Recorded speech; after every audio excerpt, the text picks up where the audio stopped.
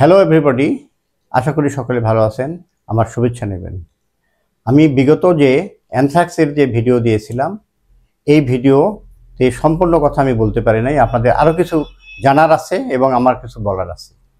তো এই যে অ্যানথ্রাক্স, এটা অবশ্যই একটি ফ্যাটাল ডিজিজ। আমি বলেছি যে এই অসুখ হলে পশুকে বাঁচানো যায় না। তবে কোনো কোনো ক্ষেত্রে আমরা যদি অ্যাকুট কেস পাই এবং এটা বেশি সময় পাই, তাহলে কিন্তু আমরা এটাকে বাঁচাতে পারি।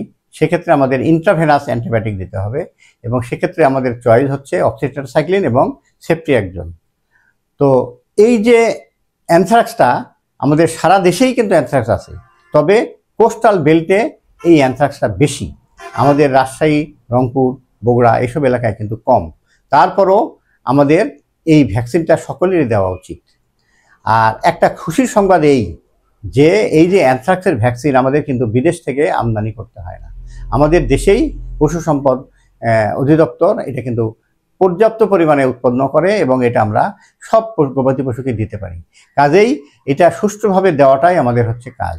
এই ব্যাপারে আমরা সবাই সচেষ্ট থাকবো আশা করি। তো এই যে অ্যানথ্রাক্স থেকে গবাদি পশুকে বাঁচাতে হবে। যেহেতু অ্যানথ্রাক্সের জীবাণুকে আমরা মারতে পারতেছি না, 30-40 বছর পর্যন্ত থাকতেছে এবং আমরা এর আগে আমাদের অনেক ম্যাল প্র্যাকটিস হয়েছে, অর্থাৎ আমরা পশুকে ফেলে দিয়েছি, পানিতে ফেলে দিয়েছি, অর্থাৎ আমাদের দেশের আনাচে কানাচে এই জীবাণুটি ছড়িয়ে আছে। কাজে আমরা প্রতি বছর অন্তত বছরে একবার এই ভ্যাকসিনটা দেওয়ার চেষ্টা করব। আর এই গবাদি পশুকে আমাদের বাঁচাতে হলে অবশ্যই আমাদের এই ভ্যাকসিনটা দিতে হবে। তো ভ্যাকসিনটা কিভাবে দেব? ভ্যাকসিনটা হচ্ছে আমাদের 100 ml একটি বোতল, কাঁচের বোতল। এখানে 100 মিলি ওষুধ থাকে এবং প্রতিটি পশুকে আমরা 1 মিলি করে চামড়ার নিচে দিই, অর্থাৎ একটা বোতল দিয়ে আমরা 100টি পশুকে দিতে পারি। তো সেক্ষেত্রে আমরা চেষ্টা করব যে আমরা একটা বোতল দিয়ে 100টি পশুকেই যেন দিই। এই ভ্যাকসিনটি আমাদের একদিনের পর ব্যবহার করা যাবে না। কাজেই যদি আমাদের ডোজ নষ্ট হয়ে যায় তাহলে কিন্তু আমাদের ক্ষতি। কাজেই আমরা অবশ্যই আগে থেকে প্রোগ্রাম করে আমরা 100টি গরুকেই দেওয়ার চেষ্টা করব। তবে এইটার নিয়ম হচ্ছে যে আমরা সবসময় জানি যে ভ্যাকসিন সূর্যোদয়ের পূর্বে বা সূর্য বেশি তাতার পূর্বেই আমরা দিতে পারি, যাতে সকালে আমরা ব্যবহার করব। আর এটাকে আমরা দুই ক্ষেত্রে আমরা একটু সাবধানে দেবো। যেমন 1 মাস 2 মাসের যে বাছুর যারা দুধ খায় তাদেরকে আমরা কিন্তু এই ভ্যাকসিনটা দেই না। আর 6 মাস গর্ভবতী বা তার উপর হইলেই এই ভ্যাকসিনে কিন্তু অ্যাবর্শন করতে পারে, অর্থাৎ 100টির মধ্যে 5টি গাভী অ্যাবর্শন হতে পারে। তো সেক্ষেত্রে আমরা অবশ্যই চেষ্টা করব গাভীগুলি 6 মাসের পূর্বেই যাতে আমরা ভ্যাকসিনটা দিতে পারি, তাহলে আমরা গবাদি পশুকে বাঁচাতে পারবো।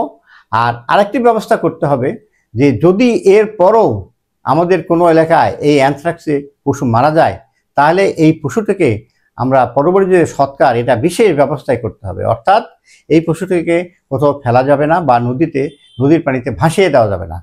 এটাকে অবশ্যই 5 ফুট গভীর করে এবং তারই ভিতর চুন এবং ব্লিচিং পাউডার দিয়ে আমরা এই পশুটিকে এইখানে কবরস্থ করব। আর কি করব, যে পশু যে মারা গেছে তার মল মূত্র, মুখের লালা এবং প্রস্রাব সম্পূর্ণ আমরা ভালো করে সুন্দর করে চেঁচে আমরা এই গর্তের মধ্যে পুঁতে রাখব। আর কি করব, যে আমরা এখানে পানির সঙ্গে ব্লিচিং পাউডার মিশিয়ে আমরা এটাকে ভালো করে ব্লিচিং পাউডার দিয়ে এলাকাটা একদম অ্যান্টিসেপ্টিক করে নেব। অথবা যদি আমাদের সম্ভব হয় তাহলে আমরা খড় বা অন্যান্য যে জিনিসপত্র আছে, আবর্জনা আছে, এইসবগুলা এই পুরা জায়গাতে বিছিয়ে দিয়ে আমরা আগুন লেগে দেব। তাহলে কিন্তু এই জীবাণুগুলো নষ্ট হয়ে যাবে। তো এইভাবে আমরা পশুকে বাঁচাতে পারি। আর মানুষকে বাঁচাতে হলে এই রোগটি যেহেতু আমাদের একটা জেনেটিক ডিজিজ, অর্থাৎ এই পশুর নাড়াচাড়া করলে, জবাই করলে বা রক্ত যদি হাতে লাগে তাহলে আমাদের মানুষের হতে পারে।